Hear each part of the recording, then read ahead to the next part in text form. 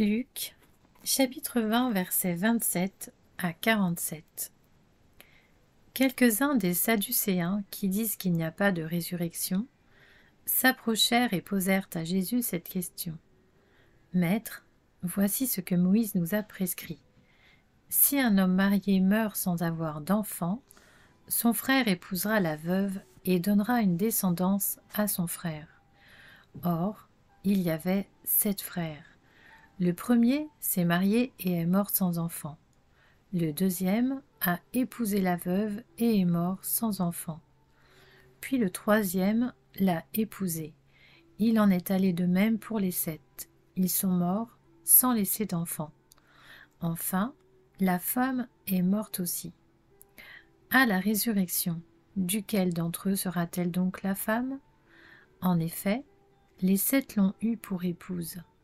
Jésus leur répondit, « Les hommes et les femmes de ce monde se marient, mais celles et ceux qui seront jugés dignes de prendre part au monde à venir et à la résurrection ne se marieront pas.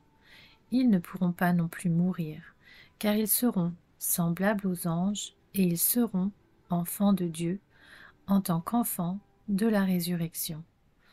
Que les morts ressuscitent, c'est ce que Moïse a indiqué dans l'épisode du buisson, quand il appelle le Seigneur le Dieu d'Abraham, le Dieu d'Isaac et le Dieu de Jacob. Or Dieu n'est pas le Dieu des morts, mais des vivants, car tous sont vivants pour lui.